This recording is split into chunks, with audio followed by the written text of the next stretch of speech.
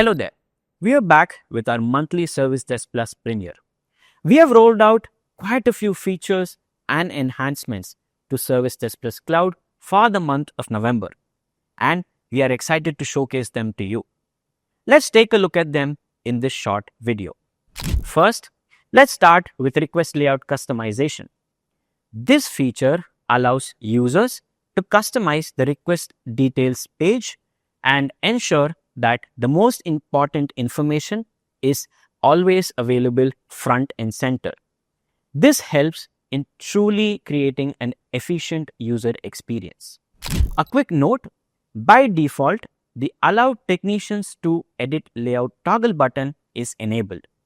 However, SD admins can control whether they would like to allow technicians to personalize the layout or not.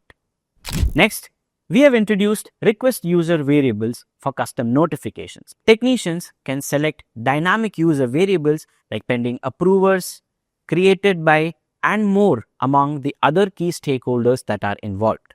For notifications, where the Applies to field is selected as email responses from users, notification user variables can now be selected.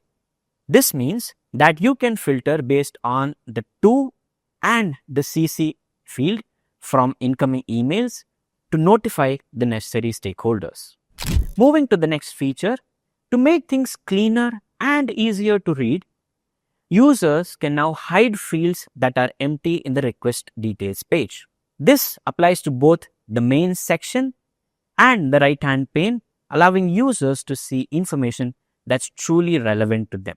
This ensures there are no more distracting blank spaces that your end users come across. Another exciting addition is the technician unavailability alert. Now, when a user is on the request form or the assignment screen, and when they select a technician who is marked as unavailable, the application would show an instant alert message saying that the technician is either on leave or busy. This helps avoid further delays and technician reassignments.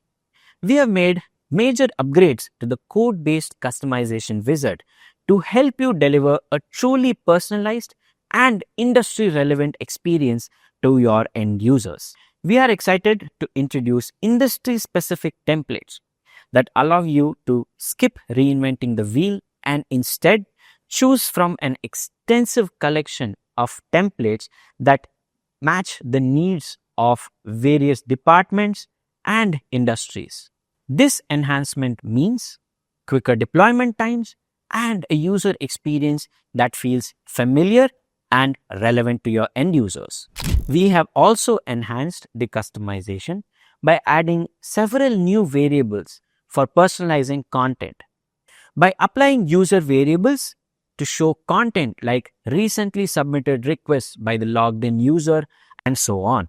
Additionally, new variables like greeting messages for dynamic compliments and text variables that automatically translate a predefined phrase into the user's preferred language of choice helps in delivering a truly tailored user experience. That's all for this month's product updates and enhancements. We'll see you in the next one. Hey there, welcome back to the monthly ServiceDesk Plus Premiere. This month, we're going to take a sneak peek into the latest release of ServiceDesk Plus on-premises, version 15,200. Let's quickly take a look at some of the newest feature and enhancements that we're rolling out in the coming update. First up is a new feature, request workflows. Workflow automations have been available for the change and release modules for quite some time now, and we're excited to let you know that we've introduced visual workflow building for requests as well. This enables end-to-end automations of your requests, be it incidents or service requests, from submission to closure. They track your requests across different statuses in their lifecycle from submission to closure and enable end-to-end automations of notifications, approvals, timers, and not just that. You can even set up condition and branching nodes to allow multi-path workflow automations. This empowers you to build end-to-end automations for different use cases like employee onboarding and offboarding, hardware and software provisioning, and more. This also empowers you to set up a functionality which we've introduced and you might be familiar with, manual transitions into workflows. Manual transitions enable you to set up touch points for human intervention wherever required. You can find workflows under Setup and Automations. Why? Workflow automations can even help you set up user-defined actions, which is the next major feature that we're rolling out as a part of this release. User-defined actions allow you to automate actions as a part of your workflows or through custom triggers. And these are actions that can be triggered within the same instance or across instances as well. You can create child tickets across instances, make announcements, create checklists, and even add data entries across custom modules using user-defined actions. This enhances collaboration across departments within your enterprise. So when use cases such as onboarding employees come up, which span HR, IT, and legal teams, you can create a ticket within your HR instance to onboard your employee, and then create child requests across your IT teams to provision assets, your legal team for document verification and contract signing, as well as your facilities team for ID cards and seating locations, each within their own instances. We've also rolled out certain enhancements to custom modules as a part of this release to provide you advanced automation functionality through advanced features. Let's take a look at them now. Custom modules enable you to set up highly customizable, tailored processes outside of your core ITSM practices, such as vendor management, risk registers, hazard operations, etc., as a part of your ServiceDesk Plus instance. These custom modules operate using sub-entities, which have been expanded to include the following. These sub-entities can be restricted to users with specific access permissions. Not just that, frequently used add and update operations can be configured as your custom actions and automated with ease.